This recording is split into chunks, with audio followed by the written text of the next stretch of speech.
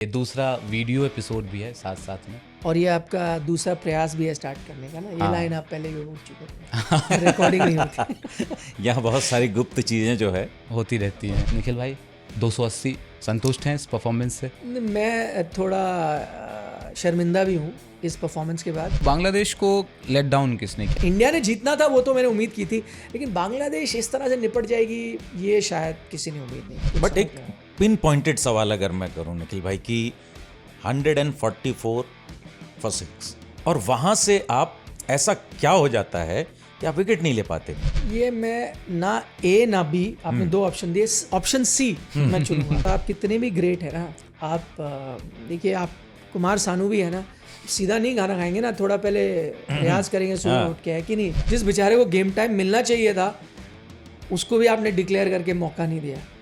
35 run पे batting कर रहा था वो। केएल राहुल के साथ समाव मुझे लगता है ना, नेचर भी थोड़ा सा गेम करता है।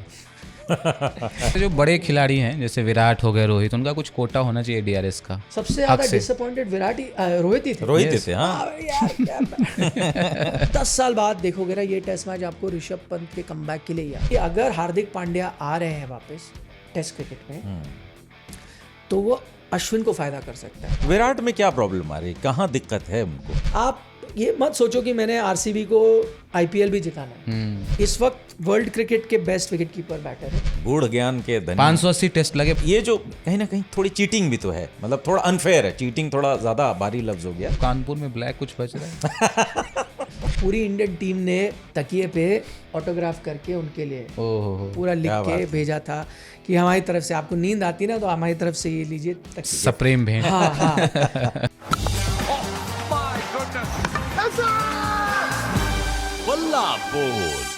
Hello and welcome to the OG cricket podcast बल्ला बोल। ये दूसरा वीडियो एपिसोड भी है साथ साथ में। और ये आपका दूसरा प्रयास भी है स्टार्ट करने का ना। ये लाइन आप पहले भी बोल चुके थे, रिकॉर्डिंग नहीं होती।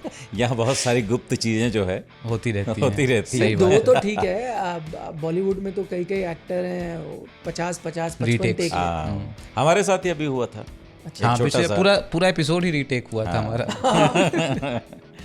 ठीक है, तो अभी चेन्नई टेस्ट मैच ख़त्म हो चुका है और इंडिया ने बांग्लादेश को एक कॉम्प्रिहेंसिव जीत है। 280 रनों की बड़ी जीत हुई है और उस पर हम चर्चा करेंगे आज के एपिसोड में। और इसके अलावा कानपुर में दूसरा टेस्ट मैच शुरू होने वाला है फ्राइडे से, उसके बारे में भी बातें होंगी। इस टेस्ट मैच के हाइलाइट्स क्या रहे, कुछ एक रिकॉर्ड्स भी बने, उस पर भी बात होगी। और इसके लिए हम हाजिर हैं, एक बार फिर से आपके साथ जुड़ चुके हैं। निखिल भाई 280 संतुष्ट हैं इस परफॉर्मेंस से? मैं थोड़ा शर्मिंदा भी हूँ इस परफॉर्मेंस के बाद। ये नहीं कि मैं बांग्लादेश की टीम था इसलिए हूँ क्योंकि पिछले पॉडकास्ट में हमने इतना बिल्डअप किया बांग्लादेश की टीम को। ये कहा कि देखिए जब 2000 में आई थी तो कहीं ना कहीं आपने एक तरह से दान में दे दिया था टेस्ट स्टेटस कि आ जाइए हमें वोट दीजिए, वोट बैंक पॉलिटिक्स हुई, आपने खिला दिया। लेकिन हमने ये कहा था कि देखिए अब जो टीम आई है पहली बार 2 दशकों में ऐसा लग रहा है कि भाई बांग्लादेश की team looks like they belong, वहाँ वो आ चुके हैं क्योंकि कोई ऐसी खास कमजोरी नहीं नजर आ रही। अब ठीक है भारतीय टीम फेवरेट जाएगी लेकिन अब बांग्लादेश की टीम टक्कर देने वाली टीम है। और ये हमने कहा और मैच क्या हुआ, उनके इतिहास में भारत बांग्लादेश टेस्ट सीरीज के इतिहास में सबसे बड़ी हार है रनों के लिहाज से। तो ये तो जब वो उन्होंने अपने 2000 में टेस्ट करियर की शुरुआत की थी तब भी इतनी बुरी तरह से नहीं आ रहे थे। हमने उस टेस्ट मैच के बारे में चर्चा की थी। थोड़ी सी एम्बैरेसमेंट है, पर इंडिया ने जीतना था वो तो मैंने उम्मीद की थी, लेकिन बांग्लादेश इस तरह से निपट जाएगी ये शायद किसी ने उम्मीद नहीं की। तो बांग्लादेश को लेट डाउन किसने किया? अगर पहले दिन पे हम जाएं, टॉस जीत करके उन्होंने बॉलिंग लिया, वहाँ 144 पर 6 जो एक आंकड़ा मेरे दिमाग में फट से याद आ रहा है मुझे। वहाँ से उनके हाथ से मैच फिसल गया? जो रविचंद्रन अश्विन और जड्डू के बीच जो वो पार्टनरशिप आई, क्या वहाँ से बांग्लादेश जो बैकफुट पे गया वहाँ से कभी संभल नहीं पाया? कारण तो मुझे बहुत नज़र आते हैं क्यों उन्होंने अच्छा परफॉर्मेंस नहीं किया। एक, उनका टॉप ऑर्डर वो तो लगातार परफॉर्म कर रहा ही नहीं है बिल्कुल। दूसरा, भारतीय लोअर ऑर्डर के रन बनाने वो भी उसका भी मैं आदी हो चुका हूँ क्योंकि अगर आप देखें, और ये सच्चाई है कि जो पिछले आप 1 दशक में आप कह रहे हो कि कोई भारत को हरा नहीं पाता, उसके पीछे एक बहुत बड़ा कारण आपका यही है कि लोअर ऑर्डर आपका रन बना रहा है। 1 नहीं 2 नहीं कई सीरीज मेरे जहन में आती है जहां आपके लोअर ऑर्डर नहीं आपको बचाया। तो इसकी भी मुझे उम्मीद थी। 2-3 चीज़ें हैं। एक तो शाकिब अल हसन का ओवरऑल फॉर्म, उनकी फील्डिंग, Fitness जनरल भी, एटीट्यूड, बोलिंग, इवन बोलिंग, वही पूरा मतलब हर चीज़ उनके खेल का हर एस्पेक्ट अंडर पावर रहा। और दूसरा एटीट्यूड, मतलब मैं दूसरे दिन के बारे में बात कर रहा हूँ, चौथा दिन है आपका, शुरू हुआ है, आपके लिए पहाड़ जैसा लक्ष्य। मैं मानता हूँ कि वहाँ से कोई टीम 515 का लक्ष्य तो कोई चेस कर ही नहीं पाता, ठीक है, लेकिन आपके दिन की शुरुआत शुरू हुई, शाकिब और शांटो थोड़ी देर खेल रहे थे, आपको लगा वो भाई आप लड़ाई करते हैं ना, बाकी भी टीमें आई हैं, इंडिया में हारी हैं, लड़के आई हैं, लेकिन जिस तरह से वो गए हैं, मतलब मिसाल के तौर पे आप मेहंदी हसन मिराज देखिए, आपके फील्डर पीछे खड़े हैं, आपके रन आ नहीं रहे हैं, आपके पास बैटिंग कंडीशंस ठीक ठाक हैं, और आप बॉलर को लॉन्ग ऑन पे मार रहे हो, जहाँ लॉन्ग ऑन दूर खड़ा हुआ है सीधा उसके हाथ में दे रहे हो। मतलब मुझे कुछ समझ ही नहीं आया, मुझे ऐसा लगा कि आप लड़ने ही नहीं आए थे। आपने कहा कि भाई ये मैच जीत नहीं सकते, जिसको लेके मुझे हैरानी हो रही, क्योंकि यही बांग्लादेश टीम अभी जो पिछले आप टूर देख रहे हैं पाकिस्तान को, फिर मैं तुलना नहीं कर रहा पाकिस्तान और भारत की, लेकिन फिर भी ये सब चीज़ें थोड़ी अटपटी लगी। आई थिंक सबसे बड़ा डिफरेंस भारत और बांग्लादेश के बीच है, ना तो तेज़ गेंदबाजी ज़्यादा डिफरेंस है, हालांकि भारत के पास बुमराह है, लेकिन मुझे लगता है फ़र्क है, पर इतना नहीं है फ़र्क। बैटिंग में भी ठीक है फ़र्क है, उनका टॉप ऑर्डर रन नहीं बना रहा, हमारा भी अक्सर कुछ खास रन नहीं बनाता, लेकिन सबसे बड़ा फ़र्क दोनों टीमों के बीच अगर जो है वो है स्पिन गेंदबाजी को लेके, ज़मीन आसमान का फ़र्क है। हमारे स्पिनर्स ने ना सिर्फ रन बनाए, बल्कि विकेटें ली, जब ऐसी पिच थी जहाँ इतनी स्पिन गेंदबाजों को मदद नहीं भी मिल रही थी तब भी विकेटें ली। बांग्लादेश के स्पिनर्स मतलब दोनों मिराज और शाकिब क्या कर रहे थे मुझे कुछ बट एक पिन पॉइंटेड सवाल अगर मैं करूं निखिल भाई कि 144 फॉर 6 और वहां से आप ऐसा क्या हो जाता है कि आप विकेट नहीं ले पाते? क्या जडेजा और अश्विन ने मतलब वो काम कर दिया जो शायद टॉप ऑर्डर को करना चाहिए था? क्योंकि हमने देखा टॉप ऑर्डर थोड़ा सा फंसा हुआ था, और आते ही अश्विन और जडेजा ने क्या किया, सिंगल्स लेने शुरू किए, बाउंड्रीज लगानी शुरू की और वहां से बैकफुट पर धकेला। तो क्या जडेजा और अश्विन की ब्रिलियंस थी एक बार फिर ये, या फिर वाकई बांग्लादेश को लगा कि यार अब तो हम इनको निपटा ही देंगे, 144 फॉर 6, एक विकेट और लेना है, उसके बाद गेट खुलेगा और हम रन थ्रू करेंगे? ये मैं ना ए ना बी, आपने दो ऑप्शन दिए, ऑप्शन सी मैं चुनूंगा। वो क्यों? मैं ये कोई क्रेडिट नहीं ले रहा दोनों से, अश्विन जडेजा बहुत ही शानदार बल्लेबाज हैं, लेकिन उनकी ब्रिलियंस नहीं लगी मुझे, और ना बांग्लादेश की नाकामी इतनी लगी। ये सब फर्क इसलिए आया क्योंकि जो भारतीय टॉप ऑर्डर है ना, उनकी नाकामी ने ये हमें ऐसा दिखाया। उस पिच पे, उस कंडीशन पे जो गिल और पंत ने बाद में किया भी, उसी तरह पहली पारी में भी आपको रन बनाने चाहिए थे। 144 पर 6 आपको होना ही नहीं चाहिए था उन कंडीशन में, आपको बैठा होना चाहिए था 250 पर 2 या 3, वो आपकी पारी होनी चाहिए थी, जो आपको अश्विन और जडेजा ने करके दिखाया। उन्होंने कोई एक्स्ट्रा ऑर्डिनरी चीज नहीं करी। हाँ, कंडीशंस वैसी नहीं थी कि एकदम आप हाथ पैर फूल जाएं आपके। उन्होंने नॉर्मल टेस्ट क्रिकेट खेला जैसे टेस्ट क्रिकेट खेला जाना चाहिए, आपने वही खेला, और आपने शायद फिर अपने बाकी बल्लेबाजों को दिखाया कि भाई आप वाइड बॉल भूल जाएं, वापस आ गए टेस्ट क्रिकेट में।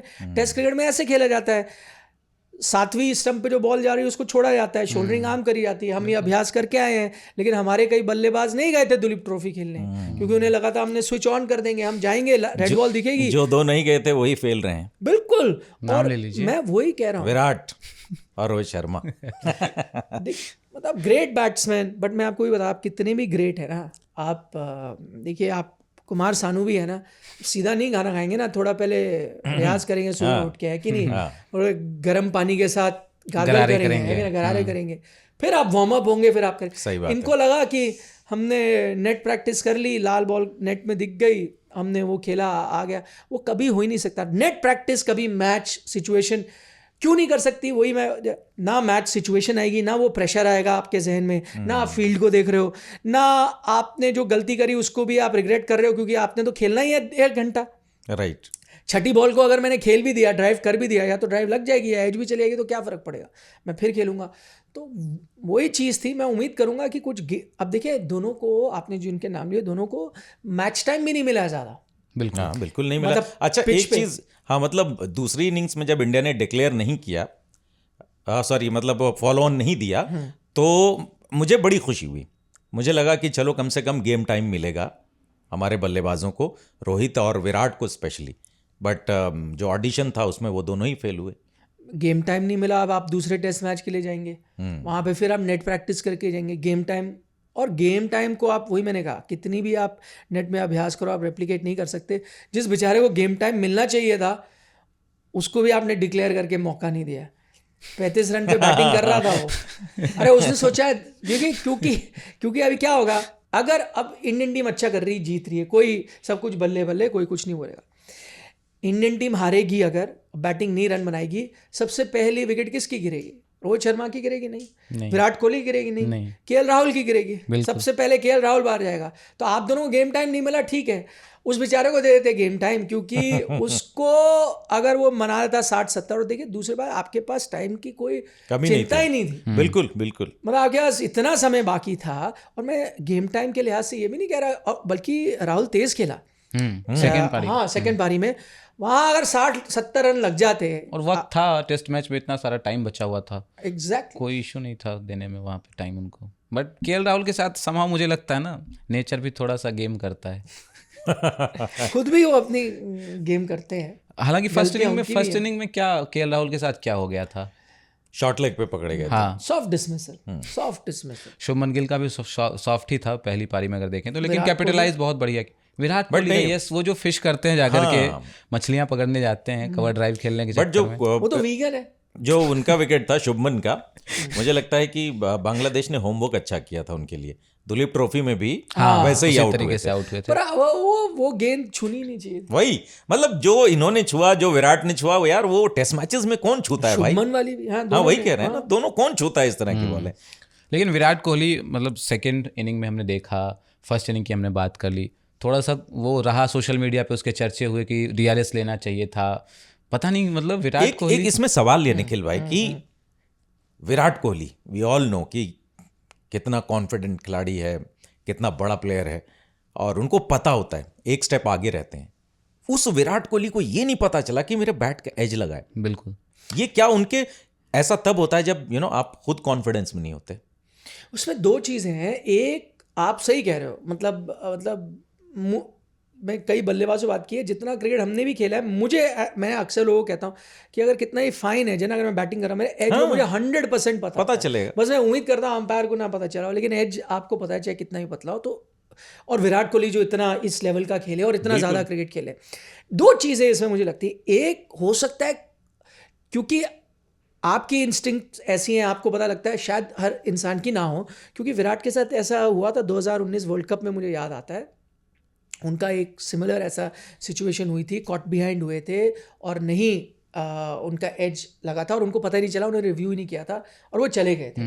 उस टाइम भी कुछ ऐसे बात हुई थी, बाद में उन्होंने कहा था, वो एक्सप्लेन किया था, उन्होंने कहा था कि वो उनका जो बैट है ना, उस थोड़ा सा हैंडल थोड़ा लूज था, तो उन्हें लगा कि वो लूज हैंडल है, तो बाद में वो वैसा कर भी रहे थे, तो उन्होंने कहा इसीलिए शायद मुझे पता नहीं चला कि एज नहीं था, मुझे लगा एज था, क्योंकि वो बैट ने आवाज कर, हल्की सी जो आवाज आ जाती है ना हैंडल से, वो यहाँ पे क्या हुआ, मैंने वो कई, देखिए वो रिव्यू नहीं गया शायद, इसलिए हमें वो जवाब नहीं मिलेगा।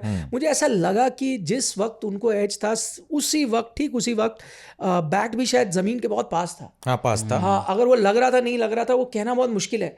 वो कैसे पता लग सकता है? हमने यहाँ बैठ के ना बड़ी चर्चा की, हमने उसका वो इमेज निकाली, करीब से देखा। अच्छा, वो कई बार थोड़ा रंग गाढ़ा है, कई बार हल्का है, तो आप देख रहे हैं क्या ये गैप है, पर वो भी मुश्किल हो रहा था क्योंकि पिच भी कहीं रंग गाढ़ा था, कहीं हल्का था, तो समझ नहीं रहे थे वो पिच का हिस्सा बैट का है, थोड़ा मुश्किल हो रही थी। वो क्या होता है, अगर आप थर्ड अंपायर पे जाते तो वो मैग्नीफाई करते हैं ना, वो ऑप्शन आप लेके शायद बता पाते, वो ऐसे जूम इन से नहीं होगा, वो सिर्फ वही बिट अगर मैग्नीफाई करते तो शायद पता चलता।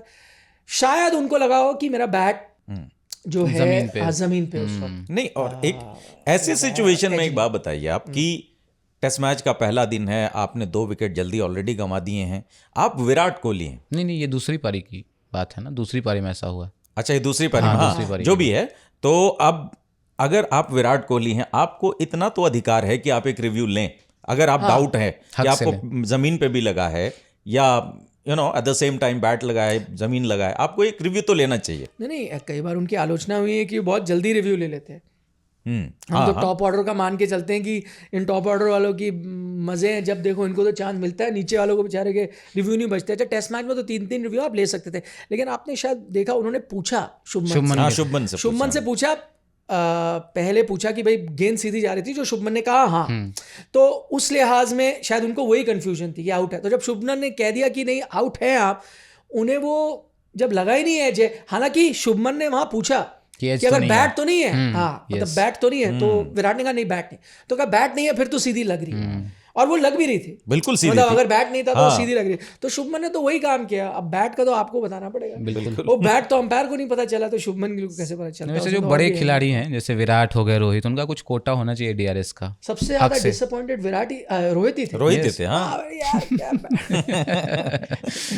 लेकिन एक बार अंदाज में वो कह रहे विराट कोहली की जो दो मतलब कमजोरी कहें उसको, या लगातार जिस तरीके से वो आउट होते रहे, एक तो पहली पारी में जिस तरीके से कवर ड्राइव लगाने के चक्कर में, दूसरी पारी में एलबीडब्ल्यू, पिछले 4 साल में अगर देखा जाए 2020 से मैं देख रहा था स्टैट उनका 34-35 के अराउंड एवरेज है स्पिनर्स के अगेंस्ट, और 23 में से 20 पारियों में स्पिनर्स ने उनका विकेट लिया है। नहीं ये तो है, ये मुझे लगा कुछ हद तक उन्होंने वो स्पिनर्स से पार पा लिया, वो जो परेशानी थी वाइट बॉल क्रिकेट में, क्योंकि आपको याद हो वाइट बॉल में भी आउट हो रहे थे। फिर मैंने देखा वाइट बॉल क्रिकेट में उन्होंने तरीका निकाला थोड़ा। एक चीज़ है जो मैं ओल्ड स्कूल बैटर्स को देखता हूँ, शायद उनको शुभमन गिल को देखना चाहिए। शुभमन ने पैरों का इस्तेमाल कितना शानदार बहुत किया शानदार, इस मैच में, बहुत ही जबरदस्त। वो ओल्ड स्कूल बैटिंग बिल्कुल, आजकल देखने को नहीं मिलती। आजकल वो इसलिए हो गया क्योंकि ये सारे वाइट बॉल के प्लेयर तो हाथ चलाते हैं ना, खड़े खड़े हाथ चलता है और थ्रू द लाइन मार देते हैं, चौके भी आ जाते हैं, बैट भी अच्छे हैं, पावर भी ज़्यादा है, जिम वर्क भी ज़्यादा करते हैं, तो ये बच्चों तो इसलिए पैरों की इनको ज़रूरत नहीं पड़ती जैसे पहले के बल्लेबाजों को। लेकिन गिल ने दिखाया कि वो शायद, बट विराट वैसे कभी प्लेयर थे भी नहीं, टू हिज क्रेडिट। जब वो अपने पीक में भी थे तब भी वो बहुत ज़्यादा कदमों का इस्तेमाल नहीं करते थे वो। बट मे बी देखिए वो टाइम भी अलग था, मे बी आप थोड़े जवान थे, आपका हैंड आई कोऑर्डिनेशन ही इतना शानदार था कि आपको ज़रूरत नहीं थी। मे बी विद टाइम आपको थोड़ी बैटिंग भी चेंज करने की ज़रूरत हो, थोड़ा उस चीज़ पे वो काम करे। और एक और चीज़ है वो वाइट बॉल की दे रहे हैं, जो आप अक्सर खिलाड़ियों के साथ देखते हैं, वो केएल के साथ भी हुआ, वो पहला फ्रंट फुट आपने प्लांट कर देते हैं, मतलब पहले पैर रख दिया, अब मैं हाथ से एडजस्ट कर लूंगा। पहले आपको क्या सिखाया जाता था कि पैर और हाथ एक साथ लाना है, बिल्कुल। अब वो ये पैर में रख देता हूँ, अब देख लूंगा इधर हुए तो मेरा हाथ ऐसे कर दूंगा, इधर तो ये कर दूंगा, वो भी। बट अब वाइट बॉल छोड़ दिया शायद, मतलब T20 वाइट बॉल अब शायद धीरे धीरे टेस्ट मोड में आ सकते हैं। ठीक है, लेट्स होप कि वो आए और कानपुर में एक बड़ी इनिंग आए। लेकिन इस मैच की बात हो, चेन्नई टेस्ट मैच की, और ऋषभ पंत का जिक्र ना हो, तो कमबैक टेस्ट 100 आया है इसमें। आप अगर, मुझे लगता है ये टेस्ट मैच सालों बाद भी देखोगे, हालांकि इसको मैं देख रहा था अखबारों की हेडलाइन तो अश्विन टेस्ट कह रही है, मैन ऑफ द मैच भी थे, अश्विन टेस्ट कहना चाहिए। लेकिन ये बात तो तय है कि आप 10 साल बाद देखोगे ना ये टेस्ट मैच, आपको ऋषभ पंत के कमबैक के लिए याद है। आप कहोगे ये था वो मैच जहां ऋषभ पंत 600+ दिनों के बाद आए, परफॉर्म किया, जिस अंदाज में उन्होंने बैटिंग की। मुझे सबसे अच्छी बात लगी, चलिए वो टेस्ट क्रिकेट में आए, खेले, रन भी बने, बेस्ट चीज़ लगी कि उन्होंने अपना अंदाज भी नहीं बदला। नहीं, बिल्कुल नहीं। जो खेलने वाला, वो जो सबसे पसंदीदा, वो जो एक वो स्कूप या गिरते हुए जो भी, वो भी फाइन लेग के ऊपर मारते हैं, शाकिब को ही मारा उन्होंने। सारे शॉट्स आए, 106 लगाए उन्होंने, कदमों का इस्तेमाल भी किया, बहुत बढ़िया। विकेट के पीछे भी उनका अंदाज सेम ही रहा, और मतलब भाई मजेदारी भी लगाई, बांग्लादेश के लिए लगाई उन्होंने। आपने सुना उनका जवाब, सुना वैसे क्यों? उन्होंने कहा देखिए मैं अक्सर, बड़े बुजुर्ग कहते हैं कि देखिए जब क्रिकेट खेलें तो अच्छे लेवल का क्रिकेट खेलें, तो जब अच्छे लेवल का हो तो मैंने सोचा उनका लेवल भी ऊपर ही रहना चाहिए, तो मैंने कहा अरे आप लगाओ एक तो गेम अच्छी होगी। और कल शांतो का विकेट भी जो गया, आपने देखा होगा, वो प्लानिंग थी प्रॉपर, है ना। ऋषभ पंत कप्तान तो है उनके अंदर, हाँ बिल्कुल, और थे भी उस पैकिंग ऑर्डर में थे वो इंजरी के पहले, अब भी हैं। अब आपके कौन है, गिल और पंत, दो हैं, और है ही नहीं कोई तीसरा नाम। ही देखा, अश्विन तो तब तक ही खेलेंगे जब तक रोहित शर्मा खेलेंगे, उम्र उनके साथ नहीं है। अब रोहित भी तभी तक खेलेंगे जब तक अश्विन होंगे, तो चांस नहीं है। बुमराह थे आपके, वो अब क्योंकि हर टेस्ट मैच खेलते नहीं है, वो अब आपके ऑप्शन नहीं है। जडेजा को आपने कभी वैसा गिना नहीं, प्लस उनके साथ भी वही एज का है। केएल राहुल तो मैंने कहा पहले विक्टिम होंगे अगर रन नहीं बने, बाहर जाएंगे। तो बचा कौन आपके पास? विराट छोड़ चुके हैं कप्तानी, तो आपके पास है ही दो ही हैं बस, या पंत या शुभमन गिल, इनमें से बनेगा अगला कप्तान। लेकिन गिल की भी तारीफ होनी चाहिए ना, इस साल तीसरी सेंचुरी थी उनकी, और मुझे एक खासियत उनमें ये दिखी कि वो सेकंड इनिंग के प्लेयर हो चुके हैं, जैसा वीवीएस लक्ष्मण हुआ करते थे अक्सर, बिल्कुल है ना। 50 के करीब एवरेज हो गई अब उनकी। ये गेंदबाजों के लिए मुझे समझ आता है सेकंड इनिंग में अच्छा परफॉर्मेंस रहता है, बल्लेबाजों के लिए इतना रेयर है, स्पेशली सब कॉन्टिनेंटल बैटर, क्योंकि लॉजिकली तो कोई कोई है ही नहीं ना कारण कि सेकेंड इनिंग में आपके ज़्यादा रन आ चाहिए। हमेशा फर्स्ट इनिंग बेस्ट कंडीशन होती है, सेकेंड इनिंग्स कंडीशन भी ख़राब है, प्रेशर भी ज़्यादा है, तो बैटर के तो रन आने ही नहीं चाहिए। बट मैं थोड़ा सोच रहा था कि ऐसा क्यों है। देखो हम क्योंकि हमारा काम है हर चीज़ के पीछे लॉजिक देखना, भाई ऐसा हो रहा है तो क्यों हो रहा है, वो दिख तो सबको रहा है ऐसा हो रहा है। शायद हमने आपस में हम लोग चर्चा कर रहे थे ऐसा क्यों हो रहा है। मेरा उस टाइम मानना था कि एक रीज़न ये हो सकता है कि वो सेकेंड इनिंग में इसलिए अच्छा कर रहे हैं क्योंकि ना इंडियन टीम जो उनका करियर है वो कोइंसाइड करा है इंडियन टीम के बेस्ट पार्ट के साथ। मतलब इंडियन जब से वो क्रिकेट खेल रहे हैं घर पे तो आप हारे ही नहीं हो, तो अक्सर ऐसा होता है कि सेकेंड इनिंग आते आते इंडियन टीम उस स्थिति में पहुंच चुकी होती है, चाहे कोई भी ऑपोजिशन हो, कि आप मैच जीत रहे हो।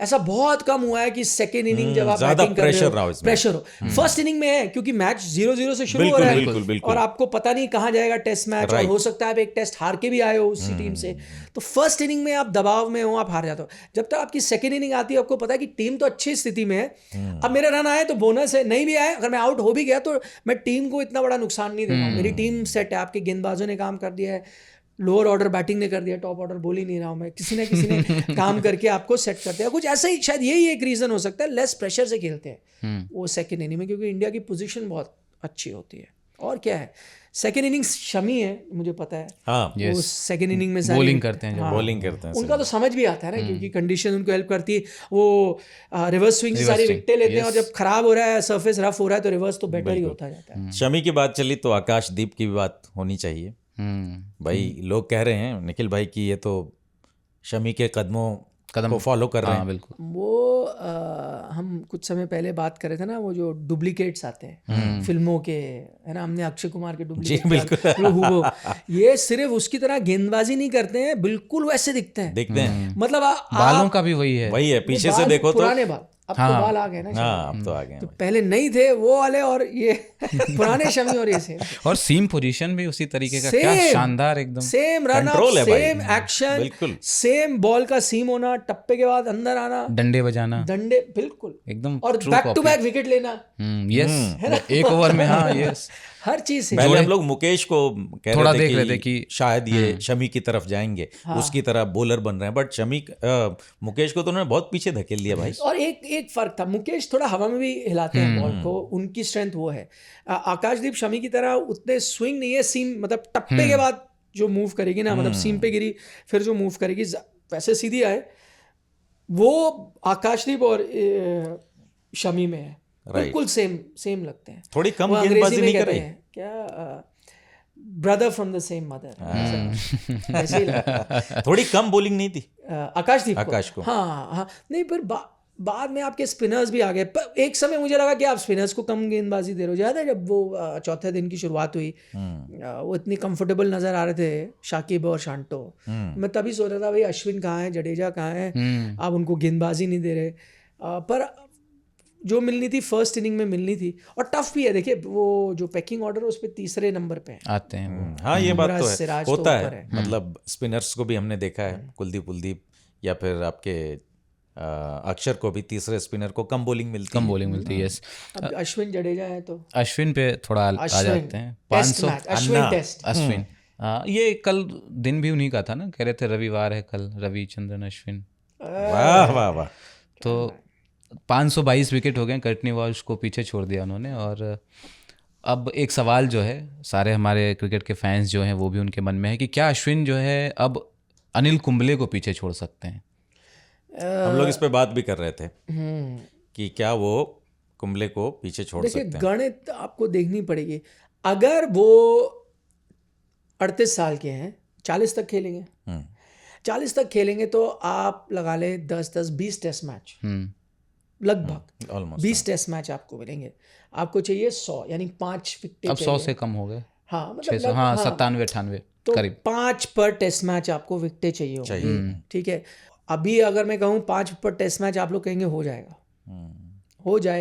बट अभी ऑस्ट्रेलिया में भी 5 हैं। लेकिन मैं ये, उससे बड़ी बात है वो क्या 10 टेस्ट मैच खेलेंगे, क्योंकि आधे आप खेलेंगे विदेश में, और जब विदेश में आप खेलते हैं तो एक ही स्पिनर खेलता है, वो जडेजा। तो जब उनको चांस ही नहीं मिलेगा तो फिर उनको 41 साल तक खेलना पड़ेगा, 1 साल और बढ़ाना पड़ेगा। अगर ये 20-22 टेस्ट मैच और खेल गए तो वो ज़रूर रिकॉर्ड तोड़ देंगे। पर सवाल ये है क्या इनको 20-22 टेस्ट मिलेंगे अगले 2 साल में, और उसके लिए उनकी लड़ाई है जडेजा के साथ। उधर का रिकॉर्ड वो तोड़े ना तोड़े, लेकिन यूट्यूब पे वो रिकॉर्ड तोड़े जा रहे हैं। यूट्यूब के लिए तो मैं उनसे वैसे बहुत खुश हूँ, इस बात को लेके खफा हूँ। वो एक और कंपटीशन आ गया है, एक और क्योंकि बताइए। अभी तक तो वो ठीक है यूट्यूब कर रहे थे, बहुत बढ़िया है, वो तमिल में अंग्रेजी कर में, रहे यस, थे। तमिल में कुट्टी स्टोरीज। हाँ गुड, अब वो हिंदी में भी आ गए मैंने सुना है, तो अब तो क्या ऐश, कंपटीशन हो गया। ऐश की बात, ऐश की ऐश की बात, बात ऐश की सुना है, वाह। हाँ। अच्छापन है, ऐश है ना, हिंदी का शब्द है ऐश, मजे। देखिए वो, हाँ वो ये कह रहे हैं आप मुझे खिलाओ या ना खिलाओ, मैं इररेलेवेंट नहीं हूँ। नहीं रहूंगा, सही yes। मैं बात करता रहूँगा क्रिकेट के बारे में, तैयारी करता रहूँगा। लेकिन मुझे एक चीज़ ना उनको देख के लग रहा है, और क्योंकि वो थिंकिंग क्रिकेटर है, हम सब right, बोलते हैं right। थिंकिंग क्रिकेटर है, तो ये जो आप उनका बैटिंग अवतार देख रहे हैं ना, हालांकि रन पहले भी करते थे, अब आप पिछले कुछ समय में देख रहे हैं ना बैटिंग अवतार, मुझे लगता है ये भी ऐसे बाय चांस नहीं है, इसके पीछे अच्छी खासी प्लानिंग है। और वो प्लानिंग ये है कि उनको खेलने हैं 20 टेस्ट, और वो 20 टेस्ट तभी खेल सकते हैं क्योंकि मोस्टली जब आप 2 स्पिनर खिलाओगे, जो कि बहुत कम होगा ओवरसीज, तभी वो आएंगे। एक स्पिनर में मैंने जडेजा को आएंगे, मे भी वो आज आपको कह रहे हैं। और मैं आपसे दोनों से सवाल पूछूं, जब आप बताएं, अगर ये होम सीरीज खत्म होती है, अश्विन के 3 शतक हैं तब तक, आप जब अश्विन और जडेजा को देखोगे तो क्या वो बराबर के, देखिए अभी तक जडेजा क्यों खेलते थे, यानी कि वो उनसे बेहतर स्पिनर है। जडेजा इसलिए खेलते थे क्योंकि वो अश्विन से बेहतर बल्लेबाज थे, फील्डर। मुझे लगता है फील्डिंग फिर भी टेस्ट क्रिकेट में आप खड़ा कर सकते हो ऐसी जगह, भाई वाइट बॉल में तो नो चांस, हाँ। टेस्ट क्रिकेट में आप छुपा सकते हो, बिल्कुल छुपा सकते हैं। लेकिन मुझे लगता है अश्विन ये वो हमेशा अपने लिए टारगेट सेट करते हैं ना, वो TNPL में जो उन्होंने ओपन किया है, जो वो यहाँ पर टेस्ट क्रिकेट में कर रहे हैं, जो वो कर रहे हैं, शायद वो ये चाहते हैं कि ऑस्ट्रेलिया आते आते हम सबके जहन में जब ये बात हो कि कौन है बेटर बैटर, तो आप कहें अश्विन, क्योंकि जिस दिन आप वो मान लेंगे ना, उस दिन आप हर वक्त अश्विन को ही खिलाओगे। क्योंकि बतौर बॉलर आई थिंक इतना डिबेट नहीं है, अगर आपको सिर्फ बॉलर चुनना हो अश्विन और जडेजा में से, आप शायद अश्विन को चुनेंगे, राइट। ठीक है। प्रॉब्लम आ रही थी बैटिंग में, शायद वो ये 5-6 टेस्ट मैच जब तक खत्म होंगे, ये आपको वो कहते हैं ना एक माइंड वॉश नहीं, मतलब एक तरह से मैसेज आपको पहुंचाएंगे कि आपको इस बात पे यकीन हो जाएगा, नहीं यार अब बैटिंग पे ही चुनना, तो यार अश्विन क्या बुरे हैं,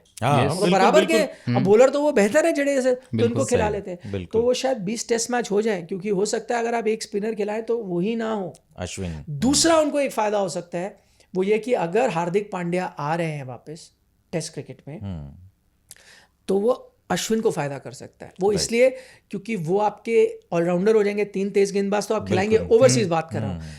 फिर एक आपके पास यानी 6 तक बैटिंग है, 7 पे जिस पे आप जडेजा को देख रहे थे, अगर हार्दिक आ गए तो आप 8वें पे बॉलर भी खिला सकते हो। फिर आप बैटिंग पे इतनी तवज्जो नहीं दोगे, फिर आप ये भी कह सकते हो, चाहे आप मानो जडेजा बेहतर बल्लेबाज है, फिर भी आप कह सकते हो कि कोई मेरे को बेहतर गेंदबाज चाहिए, क्योंकि 8 पे तो मैं अश्विन के साथ भी जा सकता हूँ, क्योंकि हार्दिक आ गए हैं साथ में। नहीं, एक चीज़ ये है कि अभी जैसे हम लोग इस टेस्ट सीरीज की बात कर रहे हैं, तो टेस्ट मैच हम जीत गए, बड़े मार्जिन से जीत गए, अश्विन ने रन किए। अगेन जो हम जोक की बात कर रहे थे, वो कमेंट की बात कर रहे थे कि 200 रन बनाएंगे जड्डू अश्विन और 20 विकेटें भी लेंगे, उस राह पे वो दोनों चल भी दिए, 199 की पार्टनरशिप भी हो गई।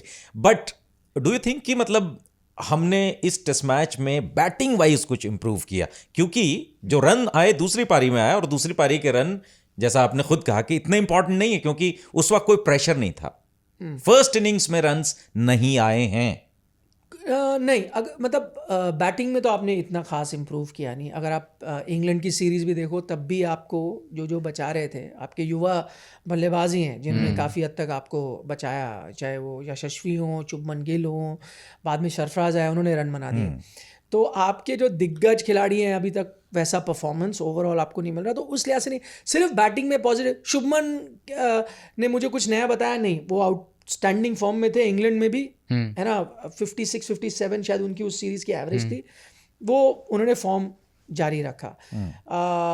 ऋषभ पंत इकलौते पॉजिटिव, वो इसलिए ये नहीं कि उन्होंने हमें कुछ अलग बताया अपनी बैटिंग के बारे में, हमें पता नहीं था वो इंजरी से आ रहे। जडेजा अश्विन ने रन किए, कुछ नया बताया नहीं बताया, हमें तो पता ही है। तो कुछ नया आपने नहीं सीखा। जो विराट में क्या प्रॉब्लम आ रही है, कहाँ दिक्कत है उनको, क्या परेशानी आ रही है उनको? अब बताइए ना, मतलब वो सिली है ना कि आप ऑफ स्टंप के इतने बाहर की बॉल को छेड़ रहे हैं, विराट से आप एक्सपेक्ट नहीं करते। देखिए, हाँ, पर मुझे लगता है एक तो ये था कि उनके ऊपर काफ़ी फॉर्मेट्स का दबाव भी था एक टाइम पे T20 क्रिकेट को लेकर, और आप कुछ भी कहो थोड़ा बहुत मेंटली आपके जहन में वो बात आ जाती है। अब क्योंकि वो थोड़ा बाहर हो गया, देखिए मैं वही रहता हूँ, मैं अगर विराट कोहली होता और अगर थोड़े पे भी दबाव में होता, और वो तो कंपेटिटिव इंसान है, मैं आके खेल जाता दुलीप ट्रॉफी वगैरह। क्या है, फ़ायदा ही करते ना मुझे। ये नहीं कह रहा कि उनके वापस रन नहीं आएंगे, अब क्योंकि T20 नहीं है, वो पूरी तरह से अगर कुछ गलतियां आ भी गई है टेक्निक में, आप उसको अब हटा सकते हो, क्योंकि आपको T20 के अब रास्ते जाना ही नहीं। अब और ये भी IPL भी है, वहाँ पे भी आपको रन बनाने हैं, वहाँ भी आपको RCB को जिताना है। ऑल फॉर्मेट बैटर बहुत टफ है होना। ऐसे में बैक टू बैक मैचेस चल रहे हैं, इतना सारा क्रिकेट हो रहा है, ये विराट को डिसाइड करना है ना उनको अब कहाँ क्या जाना करना है। बिल्कुल। मैं अगर विराट कोहली, और वो देखिए उनका आपने पॉडकास्ट सुना गौतम गंभीर के साथ, एक चीज़ जो उसमें से साफ आई वो ये कि दोनों टेस्ट क्रिकेट से बहुत प्यार करते हैं, और ये सिर्फ वो नहीं है, लिप सर्विस नहीं है, सिर्फ ज्ञान नहीं दे रहे हो, वो वाकई आपको लग रहा था। तो अगर आपकी वैसी चीज़ है, आप बाकी चीज़ें छोड़ दो। बिल्कुल। आप ये मत सोचो कि मैंने RCB को IPL भी जिताना है, आप खेल लो। नहीं, क्योंकि क्या होता है जब आप सोचते हो तो आप फिर पूरी जी जान लगा देते हो ना कि मेरे को T20 अंदाज में खेलना है, T20 क्रिकेट बदल गया है, मैं हाईएस्ट रन स्कोरर भी होना है, तेजी से भी बनाना है, फिर आप कहीं ना कहीं वो कॉम्प्रोमाइज़ करोगे। आप बोलो छोड़ दो, ये ODI और टेस्ट क्रिकेट आपने खेलना है, थोड़ा कन्वेंशनल वापस चला जाता हूँ, वो स्ट्राइक रेट का प्रेशर भी ऑफ है, ये आप मन बनाओ। तो आई थिंक वो देखिए, हम एज की बात करें, उनके पास तो 2 साल प्लस है अश्विन और रोहित दोनों से। बिल्कुल। कमिंग बैक टू पंत को लेकर के जो एक सवाल, फिर से 6ठी सेंचुरी उनकी है और बेस्ट विकेट कीपर बैटर बन गए वो टेस्ट क्रिकेट में देखा जाए तो। एक धोनी से जो तुलना इंडिया के, यस, इस वक्त वर्ल्ड क्रिकेट के बेस्ट विकेट कीपर बैटर है टेस्ट में। मैंने सारे टेस्ट प्लेइंग कंट्रीज के देख लिए विकेट कीपर बैटर, जो इनके थोड़े करीब आते ही हैं तो वो मोहम्मद रिजवान है पाकिस्तान से, और कोई आसपास नहीं आ रहा फिलहाल। तो वर्ल्ड क्रिकेट में इस वक्त के बेस्ट विकेट कीपर बैटर हैं वो। अफसोस की बात यह है कि एक बहुत ही शानदार विकेट कीपर बैटर बैठा भी है आपके पास, ध्रुव जुरेल। हाँ बिल्कुल। और इंडिया के इतिहास में 100% विदाउट डाउट, वो तो ये कमबैक नहीं भी करते तब भी ऑलरेडी, हाँ बिल्कुल, 7 बार तो 90s और 100 के बीच में आउट हो चुके हैं। उसके आधे भी वो कर जाते हैं 100। हाँ, तो अभी कितने होते हैं? 10 से ज़्यादा होते हैं। बिल्कुल, तो सही बात है। एक जो रिकॉर्ड बना, और ये भी कि पहली बार टेस्ट क्रिकेट में इंडिया का जो विन और लूज का रेशियो है, अब लूज वाला कम हो गया, जो पलड़ा तराजू का था ना, वो जीत वाला के निकाला है। अरे बहुत गूढ़ ज्ञान के धनी। 580 टेस्ट लगे बाय द वे यहाँ तक पहुँचने के लिए।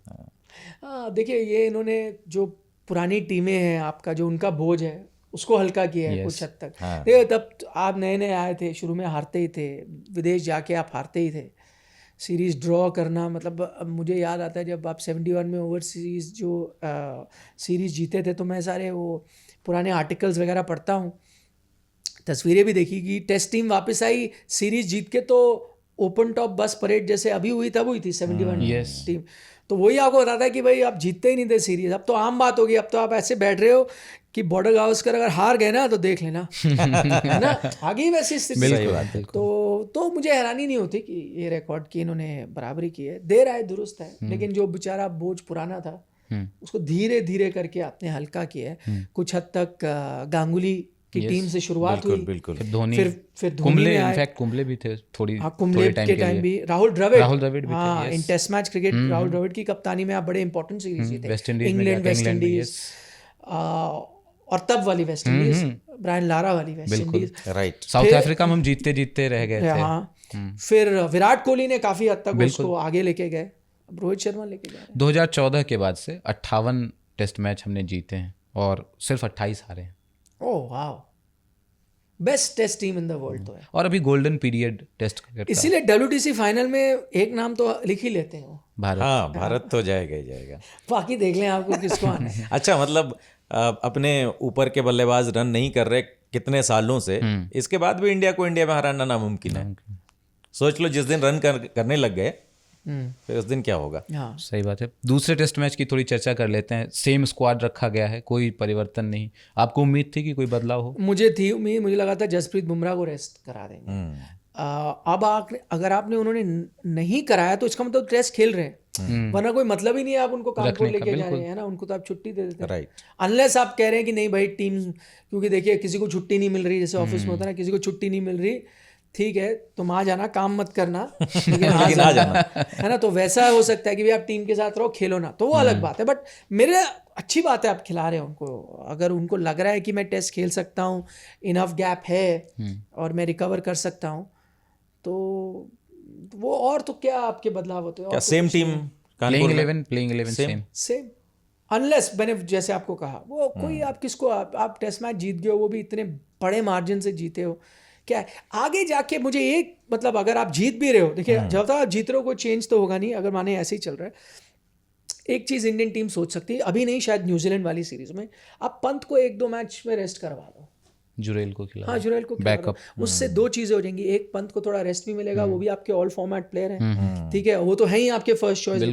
दूसरा जुरेल जो है उसको भी ये ना लगे कि भाई देखो हर आदमी जो भी कुछ करने की कोशिश करता है उसको एक रास्ता दिखते रहना चाहिए, उसको ये ना लगे कि भाई जब तक पंत है मैं तो खेलूंगा ही नहीं, तो कभी कभी मौकों पे आप खिला सकते हो। उनका भी तो वर्कलोड मैनेजमेंट हो, सिर्फ तेज गेंदबाजों का ही, और विकेट कीपिंग बैटिंग करना बहुत मुश्किल है, बिल्कुल 90 ओवर तक। हालांकि अभी क्योंकि बहुत दिन बाद वापसी कर रहे हैं टेस्ट क्रिकेट में, तो कुछ लोग ये भी कहेंगे कि यार अभी खेलने दो, अभी खेलने दो थोड़ा, अभी नहीं, मैं कह रहा हूँ आगे चल करके। हाँ अभी न्यूजीलैंड की भी तो हालत बहुत अच्छी नहीं है ना, हाँ अभी हार गए श्रीलंका से। अच्छा, इससे मेरे मन में एक सवाल आया कि बांग्लादेश ने पाकिस्तान को हराया है ना, श्रीलंका ने न्यूजीलैंड को हरा दिया, इंडिया ने बांग्लादेश को हरा दिया। एशिया की सबसे मजबूत टेस्ट टीम तो नो डाउट इसमें इंडिया है, दूसरी सबसे, इसमें शक कब था, दूसरी सबसे बेस्ट टीम। ये हमने बात की थी उस दिन, हम ऐसी बात हमने कहा इसके लिए एक अलग पॉडकास्ट करना पड़ेगा, क्योंकि इसका कोई एक आंसर ही नहीं है, आपको कोई और होगा, मेरा कुछ।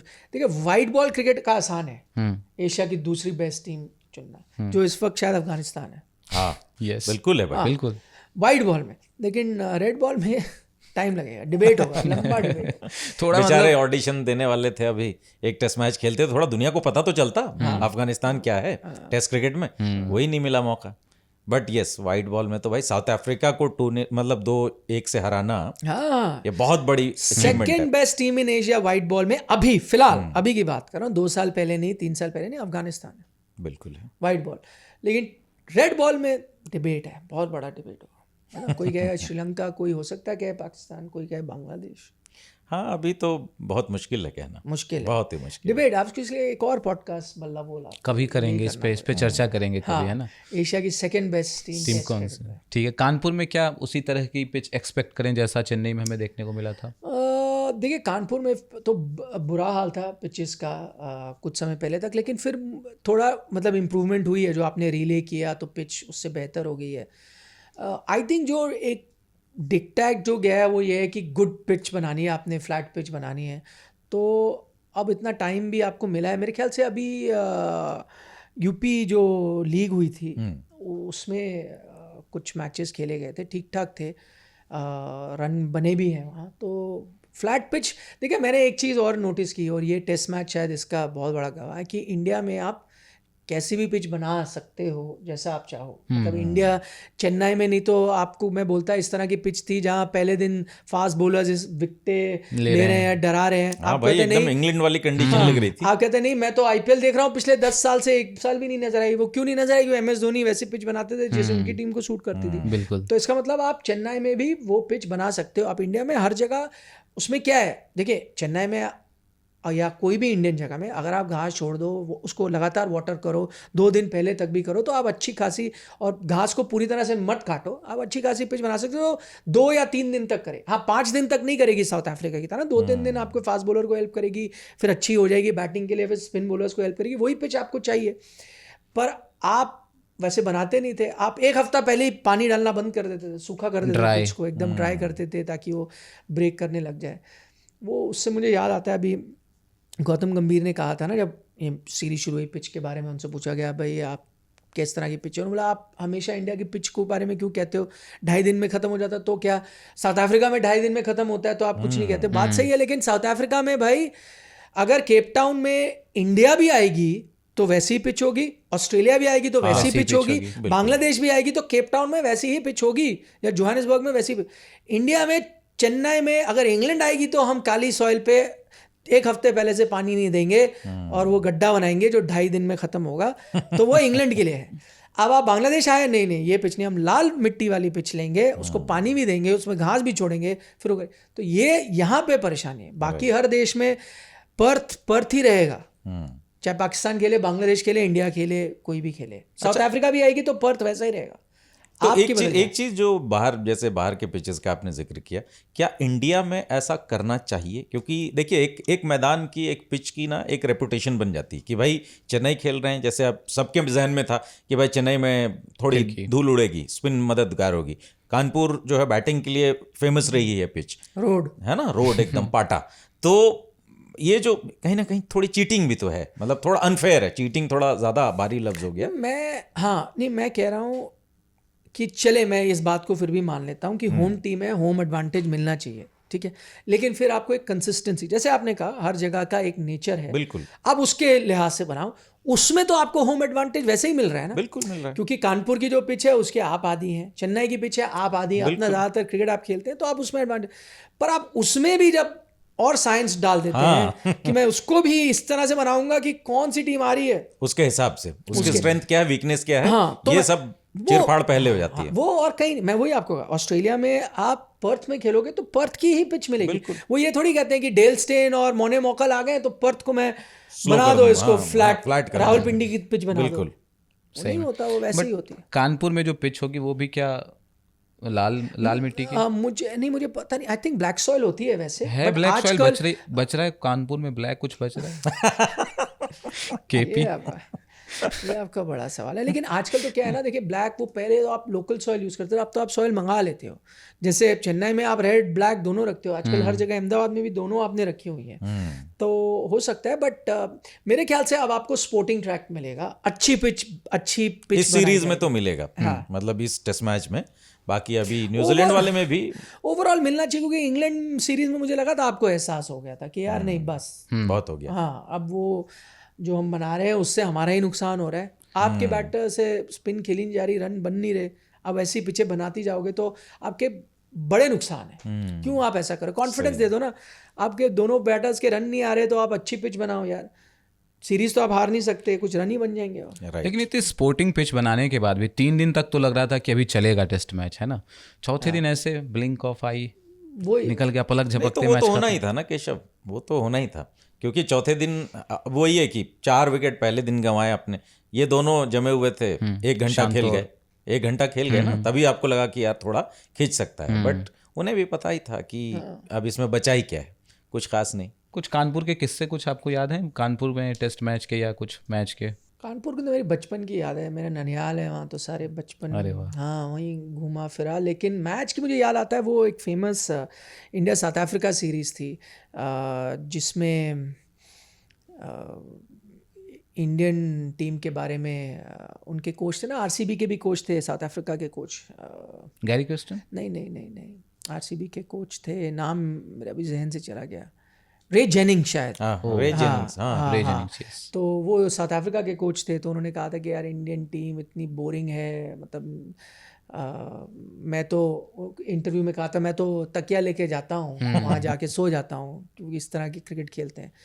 तो जब इंडिया ने हरा दिया था कानपुर टेस्ट साउथ अफ्रीका को, सीरीज़ भी जीत गए थे आप उसी के साथ, तो पूरी इंडियन टीम ने तकिए पे ऑटोग्राफ करके उनके लिए पूरा लिख के भेजा था कि हमारी तरफ से, आपको नींद आती ना तो हमारी तरफ से ये लीजिए तकिए, सप्रेम भेंट। हाँ, और सबने ऑटोग्राफ करके उनको भेजा था। ट्रोलिंग का ये बहुत बिफोर सोशल मीडिया। यस, 2007-8 है ना, जिसमें डेल स्टेन वगैरह भी खेल रहे थे। यस, नागपुर से होकर के हम शायद आए थे, नागपुर में जो डेल स्टेन के फाइफर वहाँ पे आया था, उसके बाद यस श्रीशांत वगैरह खेल रहे थे उस सीरीज में, बड़ा अच्छा। तो अब उम्मीद करते हैं कि अगले एपिसोड में जब मुलाकात होगी तो वो टेस्ट मैच भी निपट चुका होगा, क्योंकि मंडे को चौथा दिन होगा, हम एस्टिमेट लगा रहे हैं, बाकी बांग्लादेश के हाथ में। तो उसमें चर्चा होगी पूरे सीरीज़ की, है ना, और अपन औपचारिकता पूरी कर देते हैं। इस वीडियो को अगर इस पॉडकास्ट को आपने पूरा देखा है, थोड़ा भी देखा है, तो लाइक का बटन दबाना है और चैनल को अगर सब्सक्राइब नहीं किया है तो वो भी सब्सक्राइब करिए। आज तक रेडियो यूट्यूब पे आप सर्च करिए, वहाँ ये बल्ला बोल क्रिकेट पॉडकास्ट आता है। तो अपने कमेंट्स भी आपको भेजने हैं। सर कुछ छूट गया तो आप बताओ। नहीं, अब आप सीख गए, पहली बार आपको बताना है। अब सब आपको पता चल गया। ठीक है, तो फिर मुलाकात होती है अगले एपिसोड में। नमस्कार।